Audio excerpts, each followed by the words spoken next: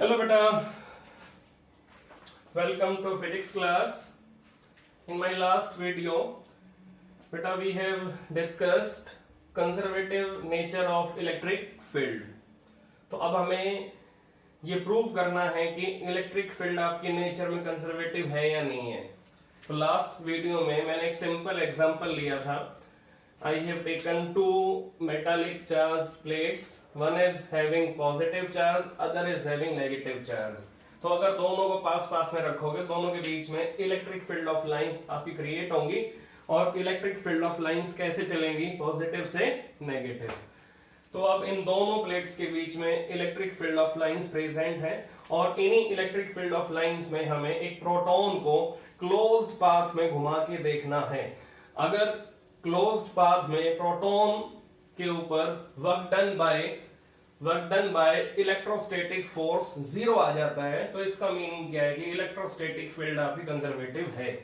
क्योंकि आपको मालूम होना चाहिए कि कंजर्वेटिव फोर्स का डेफिनेशन क्या होता है। Work done by the force और against the force, work done by the force and against the force depends on initial and final points. It does not depend on shape of path. It does not depend on shape of path. और एक definition और भी है कि when work done by the force or against the force, when work done by the force and against the force equals to 0 in closed path, then work is said to be conservative in nature. Then force is said to be conservative in nature. तो अगर work done closed path में 0 आ जाता है, then work done by that force or work done against any force, then that force is known as conservative in nature. तो हमें ये check करना है यहाँ पर कि यहाँ पर इलेक्ट्रोस्टैटिक फोर्स अगर कंजर्वेटिव है तो उसका डायरेक्ट जो इफेक्ट पड़ेगा वो किसके ऊपर पड़ेगा? इलेक्ट्रिक फील्ड के ऊपर पड़ेगा। कि अगर फोर्स आपका कंजर्वेटिव है तो फील्ड भी आपकी कंजर्वेटिव होनी चाहिए, क्योंकि इलेक्ट्रिक फील्ड आपकी किस पे डिपेंड करती है? नेचर ऑफ इलेक्ट्रोस्टैटिक फोर्स पे। तो अगर यहाँ पर इलेक्ट्रोस्टैटिक फोर्स आपका कंजर्वेटिव आ जाता है तो इसका डायरेक्ट जो इफेक्ट है वो किसके ऊपर आएगा? इलेक्ट्रिक फील्ड के ऊपर आएगा और इलेक्ट्रिक फील्ड आपकी कंजर्वेटिव नेचर में हो जाएगी। तो अब हमें ये प्रूव करना है कि जब प्रोटॉन आपका A से B आएगा, B से C आएगा, C से D आएगा और D से A जाएगा, तो इस क्लोज्ड पाथ में अगर work done by electrostatic force 0 आ जाता है तो इसका मीनिंग क्या होगा कि इलेक्ट्रिक फील्ड आपकी यहां पर कंजर्वेटिव है। तो सिंपल से डेफिनेशन है कंजर्वेटिव फोर्स की कि when work done by the force और against the force equals to 0 in closed path, then that force is known as conservative in nature or that field is known as conservative in nature. So we have to prove electrostatic field is conservative in nature. अब check करते हैं कि work done आपका A से B क्या आएगा। अब A से B अगर प्रोटॉन चलेगा तो A पॉइंट पे प्रोटॉन पे फोर्स कैसा लगेगा? रिपल्सिव लगेगा या अट्रैक्टिव लगेगा? चेक करो कि A पॉइंट पे अगर प्रोटॉन होगा तो प्रोटॉन आपका पॉजिटिव चार्ज प्लेट से रिपेल होगा, अट्रैक्ट होगा? रिपेल होगा। Like charges repel each other, तो रिपेल होगा। तो यहां पर फोर्स की डायरेक्शन और डिस्प्लेसमेंट की डायरेक्शन दोनों सेम है। तो क्या आंसर आएगा? F into AB। अब इसी टाइप से B से C आएगा, B से C आएगा तो B पॉइंट पे प्रोटॉन पे फोर्स कहां लग रहा है? Toward negatively charged plate. तो फोर्स आपका राइट हैंड साइड में है, डिस्प्लेसमेंट कहां पर है? वर्टिकली डाउन है। Then it is FBC cos 90 and it is 0.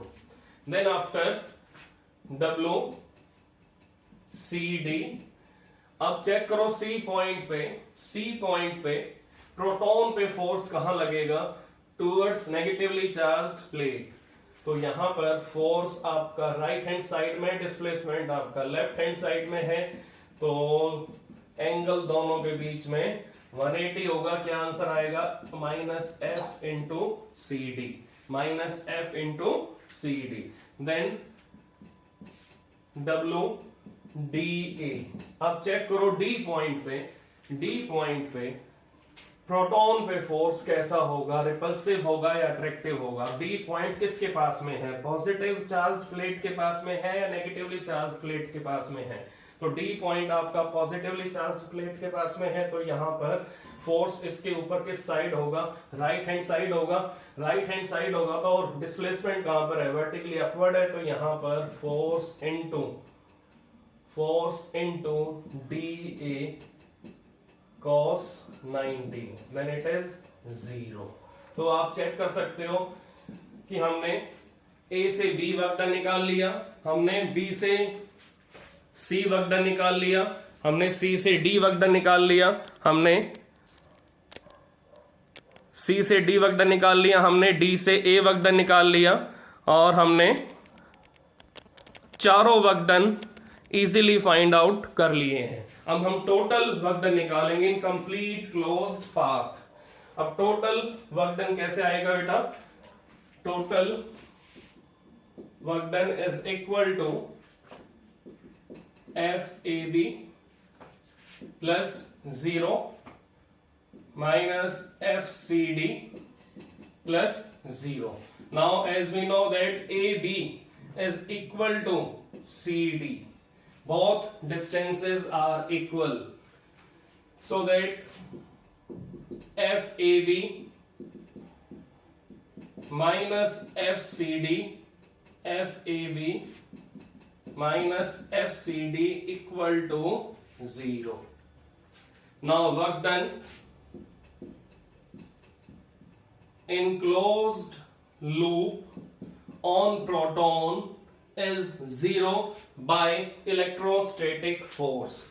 तो हमने प्रूव कर दिया कि इलेक्ट्रोस्टैटिक फोर्स की वजह से क्लोज्ड पाथ में वर्क डन की वैल्यू क्या आ रही है, 0 आ रही है। इसका अब कंक्लूजन हमें क्या मिला कि इलेक्ट्रोस्टैटिक फोर्स अगर कंजर्वेटिव है तो यहां पर इलेक्ट्रोस्टैटिक फील्ड भी कैसी होगी, कंजर्वेटिव होगी। तो ये नोट कर लो और इसका कंक्लूजन लिख लो, that is electric field is conservative in nature due to electrostatic force। अब इसमें एक पॉइंट और आपको नोट करना है कि इलेक्ट्रिक फील्ड आपकी इलेक्ट्रोस्टैटिक फोर्स में तो कंजर्वेटिव होगी, बट अगर इलेक्ट्रिक फील्ड आपकी किसी सर्कुलर कंडक्टिंग मटेरियल में अगर इंड्यूस होगी तो वहां पर इलेक्ट्रिक फील्ड आपकी नॉन कंजर्वेटिव होगी। तो ये स्पेशल की पॉइंट है, ये आप नोट कर लो। मैं लिख रहा हूं इस पॉइंट को, induced electric field is non-conservative in nature।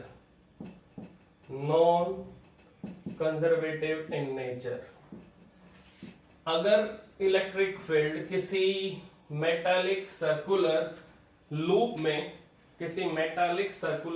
में इंड्यूस होगी तो उस केस में इंड्यूस्ड इलेक्ट्रिक फील्ड आपकी नॉन कंजर्वेटिव आएगी। तो ये कॉन्सेप्ट आपको मिलेगा थर्ड यूनिट में। तो थर्ड यूनिट में फोर्थ यूनिट में EMI में आपको कॉन्सेप्ट मिलेगा जहां आप डिस्कस करोगे कि induced electric field is non conservative in nature. So ये कॉन्सेप्ट आपको मिलेगा यूनिट 4 में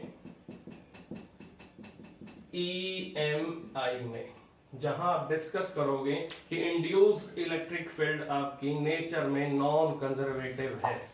तो ये ध्यान रखना कि इलेक्ट्रोस्टैटिक फील्ड आपकी कंजर्वेटिव होती है नेचर में, और इंड्यूस्ड इलेक्ट्रिक फील्ड आपकी नेचर में नॉन कंजर्वेटिव होती है when it is induced in circular metallic conducting loop, then that induced electric field is non-conservative in nature। Next property of electric field is it can pass through insulators और dielectrics. Electric field आपकी insulators में से और dielectric में से पास हो सकती है। नेक्स्ट प्रॉपर्टी क्या है? Electric field can pass through dielectrics और इंसुलेटर्स। तो इलेक्ट्रिक फील्ड आपकी डाइलेक्ट्रिक्स में से और इंसुलेटर्स में से इजीली पास हो सकती है। अब हमें ये कैसे मालूम चला कि इलेक्ट्रिक फील्ड आपकी डाइलेक्ट्रिक्स में से और इंसुलेटर्स में से पास हो सकती है? तो हमें ये आइडिया मिलेगा। अब सिंपल एग्जांपल हम यहां लेंगे कि we have taken a positively charged metallic plate and a negatively charged metallic plate। तो हमने दो प्लेट यहां ली हैं, एक पे चार्ज कैसा है पॉजिटिव और एक पे चार्ज कैसा है नेगेटिव। तो हम इन दोनों प्लेट्स के बीच में अब एक इंसुलेटिंग प्लेट को रखेंगे। हम इन दोनों प्लेट्स के बीच में हम एक डाइलेक्ट्रिक मटेरियल को रखेंगे। हम इन दोनों प्लेट्स के बीच में हम एक इंसुलेटिंग और इंसुलेटर टाइप मटेरियल को रखेंगे। तो अब हमारे पास एक ये डाइलेक्ट्रिक प्लेट है, पॉजिटिव और नेगेटिव चार्ज्ड मेटालिक प्लेट्स के बीच में। तो अब यहां पर अब ये हमें प्रूव करना है कि इस डाइलेक्ट्रिक प्लेट के अंदर इलेक्ट्रिक फील्ड आपकी नॉन जीरो है। तो अब चेक करते हैं कैसे पॉसिबल होगा। ये डाइलेक्ट्रिक प्लेट आपकी इंसुलेटर है, इट इज इंसुलेटर, और ये दोनों प्लेट्स आपकी यूनिफॉर्मली चार्ज्ड हैं। One is having positive charge, other is having negative charge. Now tell me direction of electric field. बेटा you know direction of electric field from positive to negative, that is from positive to negative. This is external electric field. अब ये insulator है। अब conductors में free electrons ज्यादा होते हैं, insulators में ज्यादा होते हैं? किस में फ्री इलेक्ट्रॉन्स आपको ज्यादा मिलेंगे, इंसुलेटर्स में कंडक्टर्स में? इंसुलेटर्स में तो आपके मैक्सिमम चार्ज कैसे होते हैं, बाउंड होते हैं, फ्री नहीं होते। इसका मीनिंग क्या है? इंसुलेटर्स के अंदर फ्री इलेक्ट्रॉन्स आपके बहुत कम होंगे नंबर में, लेकिन कंडक्टर के अंदर रूम टेम्परेचर पे we have given maximum free electrons. तो कंडक्टर्स के अंदर तो हमें मैक्सिमम फ्री इलेक्ट्रॉन्स मिलते हैं रूम टेम्परेचर पे, लेकिन इंसुलेटर्स के अंदर, डाइलेक्ट्रिक मटेरियल के अंदर हमें रूम टेम्परेचर पे, हमें नॉर्मल कंडीशंस में फ्री इलेक्ट्रॉन्स नहीं मिलेंगे। हमें इंसुलेटर्स के अंदर मैक्सिमम बाउंड चार्जेस मिलेंगे। तो अगर इंसुलेटर्स के अंदर फ्री इलेक्ट्रॉन्स नहीं है तो पॉजिटिव प्लेट की तरफ बहुत कम इलेक्ट्रॉन आपके अट्रैक्ट होंगे। तो पॉजिटिव चार्ज प्लेट की तरफ very less number of electron आपके अट्रैक्ट होंगे, जिससे डाइलेक्ट्रिक प्लेट का जो लेफ्ट हैंड साइड वाला सरफेस है उसके पास वेरी वेरी लेस अमाउंट में नेगेटिव चार्ज होगा। इसका मीनिंग इस डाइलेक्ट्रिक प्लेट के लेफ्ट हैंड साइड वाले सरफेस पे जो नेगेटिव चार्ज होगा उसका अमाउंट काफी कम होगा। इसी टाइप से इसके राइट हैंड साइड वाले सरफेस पे पॉजिटिव चार्ज का अमाउंट काफी कम होगा। अब चेक करो कि इस इंसुलेटिंग प्लेट के अंदर, इस डाइलेक्ट्रिक मटेरियल के अंदर, इस डाइलेक्ट्रिक प्लेट के अंदर इलेक्ट्रिक फील्ड आपकी कैसे बनी है, पॉजिटिव से नेगेटिव, पॉजिटिव से negative. Now it is E induced electric field. तो जो फील्ड आपकी डाइलेक्ट्रिक मटेरियल के अंदर बनी है उसको हम क्या नेम देंगे? It is known as induced electric field. It is known as induced electric field. और इसका एक नेम और भी रख सकते हो, simple name, that is E internal. That is E internal. तो डाइलेक्ट्रिक प्लेट के अंदर, डाइलेक्ट्रिक मीडियम के अंदर, डाइलेक्ट्रिक मटेरियल के अंदर जो फील्ड आपकी जनरेट हुई है उसकी डायरेक्शन एक्सटर्नल फील्ड से कैसी है, अपोजिट है। और इस फील्ड की वैल्यू एक्सटर्नल फील्ड से काफी कम है। इसका रीजन क्या है कि इस डाइलेक्ट्रिक प्लेट के अंदर लेफ्ट हैंड साइड में नेगेटिव चार्ज आपका काफी स्मॉल अमाउंट में है, उसी टाइप से राइट हैंड साइड में पॉजिटिव चार्ज आपका काफी स्मॉल अमाउंट में। आप चेक कर सकते हो कि एक्सटर्नल फील्ड में जो आपकी लेफ्ट हैंड साइड प्लेट है उस पे आपके 4 प्लस साइन है और राइट हैंड साइड वाली प्लेट पे आपके 4 नेगेटिव साइन है, लेकिन जो आपका डाइलेक्ट्रिक मटेरियल है उसके अंदर लेफ्ट हैंड साइड में 2 नेगेटिव साइन है और राइट हैंड साइड में 2 पॉजिटिव साइन है। इसका मीनिंग डाइलेक्ट्रिक मटेरियल के अंदर इलेक्ट्रिक फील्ड आपकी कैसी है, it is very less as compare to external electric field. तो अब हमें नेट इलेक्ट्रिक फील्ड निकालनी है किसके अंदर, that is inside dielectric material, that is E external minus E internal. तो आपका आंसर कैसा आएगा, दैट इज नॉन जीरो। इसका रीजन क्या है, E external is more than E internal, E external is more than E internal. तो ये दोनों इलेक्ट्रिक फील्ड का मैग्नीट्यूड अलग अलग है, जिसकी वजह से जो नेट इलेक्ट्रिक फील्ड आपकी इस डाइलेक्ट्रिक मटेरियल में प्रेजेंट होगी वो नॉन जीरो होगी। इट मींस इस डाइलेक्ट्रिक मटेरियल के अंदर से इलेक्ट्रिक फील्ड ऑफ लाइन पास हो रही है बट उनका नंबर काफी कम है। तो ये प्रूव हो गया है कि इलेक्ट्रिक फील्ड ऑफ लाइंस आपकी डाइलेक्ट्रिक मटेरियल में से पास हो सकती हैं और कंडक्टर में से पास नहीं हो सकती। कंडक्टर के अंदर हमें इलेक्ट्रिक फील्ड की वैल्यू क्या मिलेगी, जीरो मिलेगी, और इंसुलेटर के अंदर और डाइलेक्ट्रिक मटेरियल के अंदर हमें इलेक्ट्रिक फील्ड की वैल्यू कैसी मिलेगी, नॉन जीरो मिलेगी। तो अब नेक्स्ट प्रॉपर्टी हम डिस्कस करते हैं, uniform electric field of lines and non uniform electric field of lines. Next property of electric field is uniform electric field lines and non-uniform electric field lines.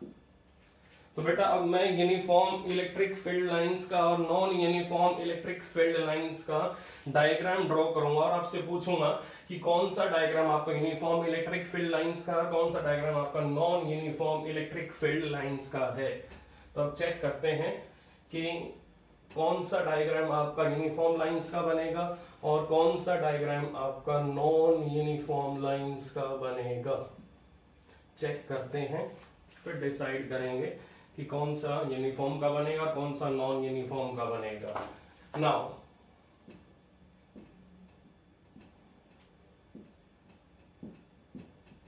Diagram number 1, then next diagram,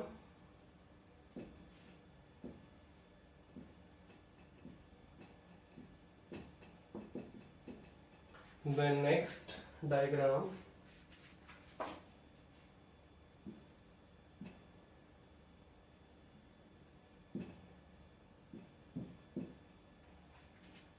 then next diagram,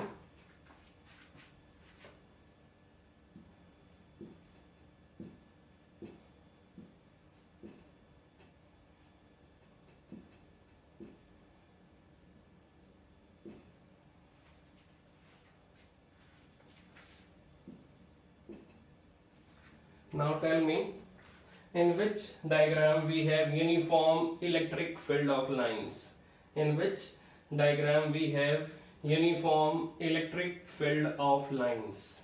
तो आपको ये बताना है इन चारों में से किस diagram में आपको uniform electric field of lines मिलेंगी। Now check this. अब इस डायग्राम को देखो बेटा, यहाँ लाइंस के बीच में स्पेसिंग कम है, यहाँ स्पेसिंग ज्यादा है, यहाँ स्पेसिंग कम है, यहाँ स्पेसिंग ज्यादा है। तो अब यहाँ पर अगर मैं नंबर ऑफ लाइंस काउंट करूंगा किसी यूनिट एरिया में, तो यहाँ पर अगर मैंने यूनिट एरिया ले लिया, यूनिट एरिया का मीनिंग जिसकी लेंथ क्या होगी 1 मीटर, ब्रेड्थ भी क्या होगी 1 मीटर। तो अगर मैं यहाँ पर इमेजिन कर लूं unit area having length 1 metre and breadth 1 metre. तो इस यूनिट एरिया में हमारे पास कितनी number of electric field of lines है? ओनली 2। तो अगर ये सेम यूनिट एरिया में यहां लूंगा 1 मीटर, तो हमें कितनी number of electric field of lines मिल रही है? 0। तो यहां अगर 2 लाइंस हैं तो यहां लाइंस बोलो क्या है? 0। इसका मीनिंग लाइंस का नंबर अलग अलग लोकेशन में हमें डिफरेंट मिल रहा है, लेकिन लाइंस की डायरेक्शन कैसी है? सेम है। लाइंस की डायरेक्शन सेम है, बट लाइंस का नंबर डिफरेंट हमें मिल रहा है। तो नंबर वन डायग्राम आपका कौन सी लाइंस शो कर रहा है? Uniform electric field of lines और non uniform electric field of lines. Now tell me, number one diagram आपका कौन सी लाइन शो कर रहा है? Uniform electric field of lines और non uniform electric field of lines. यहां नंबर 2 आ रहा है, यहां नंबर 0 आ रहा है। So this diagram is showing non uniform electric field of lines. Now electric field आपकी कैसी क्वांटिटी है? वेक्टर क्वांटिटी है। इट इज वेक्टर क्वांटिटी, और वेक्टर के अंदर दो चीजें मिलेंगी आपको, magnitude and direction. Magnitude and direction. अब चेक करो, अगर ये दोनों चीजें आपकी यूनिक हैं, अगर ये दोनों चीजें आपकी फिक्स हैं, तो इलेक्ट्रिक फील्ड ऑफ लाइंस आप यूनिफॉर्म होंगे, अदरवाइज ये नॉन यूनिफॉर्म होंगी। तो अब यहां चेक करो कि यहां पर डायरेक्शन सबकी सेम है, बट नंबर सबका अलग अलग है, अलग अलग लोकेशंस पे। So this diagram is for non uniform electric field of lines. Now B part में चेक करो आप। बी पार्ट में जो लाइंस की डायरेक्शन है वो सबकी सेम है, और अगर मैं यूनिट एरिया अलग अलग लोकेशन पे एज्यूम करूंगा तो मुझे सेम नंबर ऑफ लाइंस मिलेंगी। आप चेक कर सकते हो, लाइंस के बीच में सेपरेशन नियरली सेम है। इट मींस लाइंस के बीच में स्पेसिंग भी सेम है, लाइंस की डायरेक्शन भी सेम है। इसका मीनिंग यूनिट एरिया में, सक्सेसिव यूनिट एरिया में हमें नंबर ऑफ लाइन सेम मिलेंगी। सो this diagram is for uniform electric field lines. So this diagram is for uniform electric field lines. Now this diagram is for non-uniform electric field lines. So diagram A is for non-uniform electric field lines, diagram B for uniform electric field lines. Then diagram C. In C diagram what we have different spacing between, different spacing between successive electric field of lines. तो C diagram में हमें क्या मिल रहा है कि successive electric field of lines के बीच में spacing हमें अलग अलग मिल रही है, जिसकी वजह से लाइंस का मैग्नीट्यूड डिफरेंट है डिफरेंट एरियाज में। इसका meaning that area is having non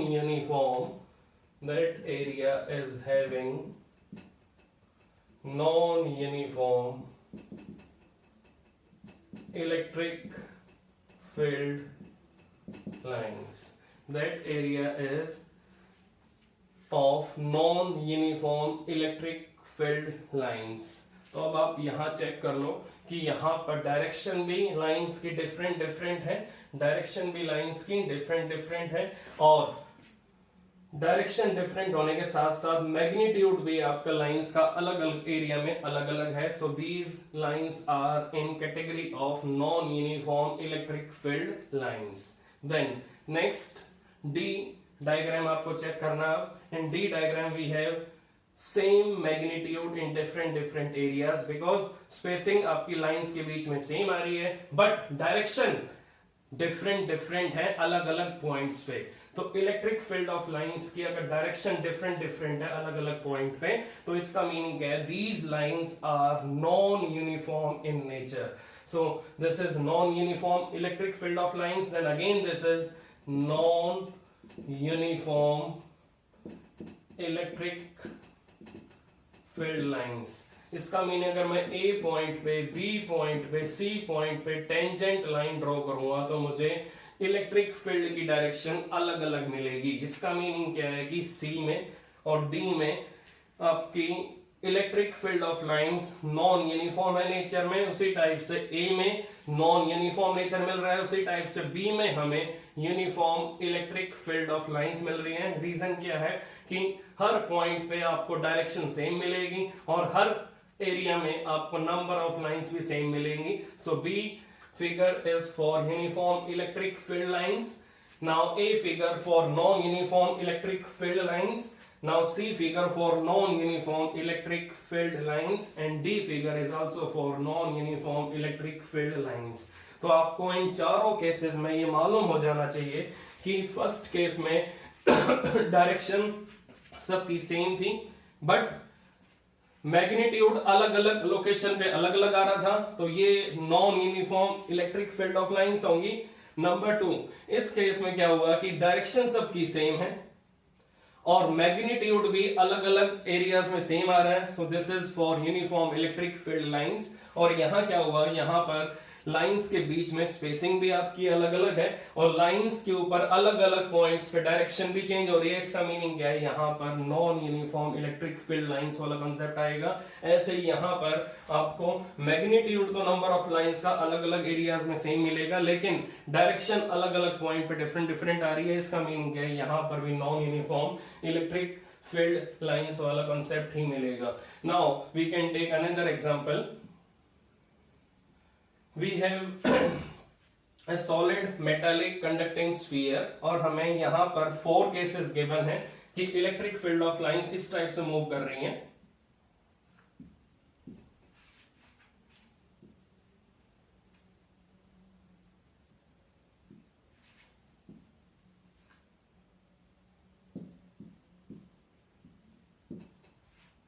हमें इस टाइप से इलेक्ट्रिक फील्ड ऑफ लाइंस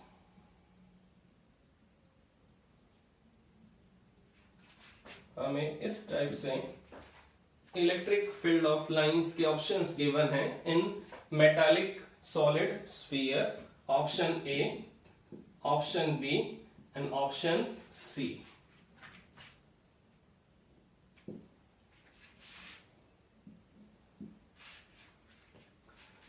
अब हमें यह बताना है एन ऑप्शन डी।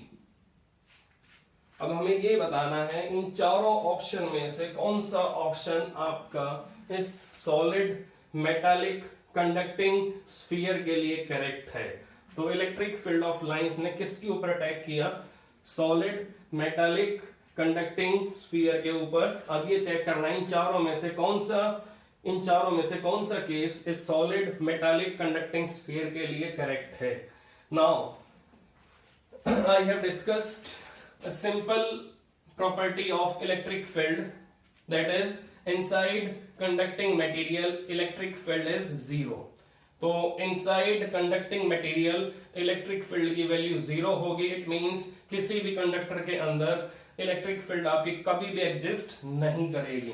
तो ये ए ऑप्शन, बी ऑप्शन आपका एग्जिस्ट ही नहीं करेगा।